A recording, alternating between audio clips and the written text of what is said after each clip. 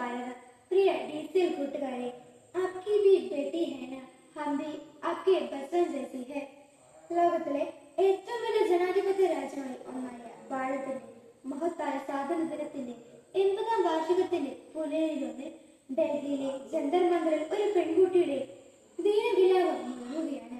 നിങ്ങൾക്ക് പെൺമക്കൾ ഉള്ളതല്ലേ, എന്നിട്ടെന്താ എന്നോടിങ്ങനെ പെരുമാറുന്നു? ഞങ്ങൾ നിങ്ങളുടെ മക്കളെ പോലെ തന്നെയല്ലേ? ഞങ്ങൾ കഷ്ടപ്പെട്ട് പഠിച്ച് പരീക്ഷ എഴുതിയ നീറ്റ് പരീക്ഷയുടെ റിസൾട്ട് എവിടെയെന്ന് ചോദിക്കുന്ന വിദ്യാർത്ഥികളെ ക്രൂരമായി ലാത്തിവീശി പൊതുവെ തല്ലിച്ചതയ്ക്കുന്ന ഒരു വനിതാ പോലീസിനോട് ഇരു കൈകളും കൂട്ടിയിരുന്ന ഒരു പെൺകുട്ടി ചോദിക്കുന്ന നിലവിളിയാണിത്.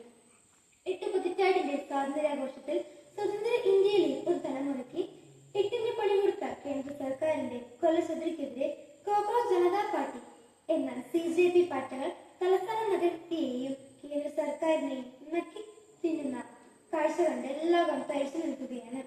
79 വർഷങ്ങൾക്ക് മുമ്പ് ബ്രിട്ടീഷ് ആധിപത്യത്തെ തകർത്തെറിഞ്ഞ പൂർവ്വ രക്തസാക്ഷികളുടെ രക്തത്തുള്ളികൾ ഞരമ്പിലോടുന്ന നവീന ഇന്ത്യയുടെ പുതുതലമുറ പുതിയ സ്വാതന്ത്ര്യ സമരം ആരംഭിച്ചതിന്റെ ശംഖുലി മുഴങ്ങുമ്പോഴാണ് നാളെ ഡൽഹിയിലെ റെഡ് ഫോർട്ടിൽ പ്രധാനമന്ത്രി നരേന്ദ്രമോദിജി സ്വാതന്ത്ര്യ പതാക ഉയർത്തുന്നത്.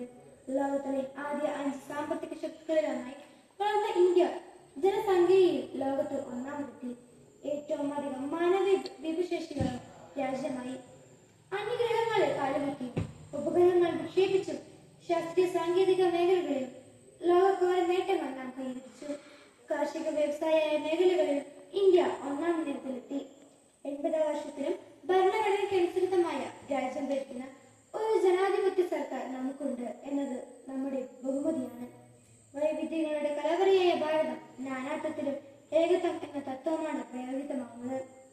1609 മാതൃഭാഷകളും ഈ മഹാരാജ്യത്ത് 450ലേറെ സംസാര ഭാഷകളുമുണ്ട്.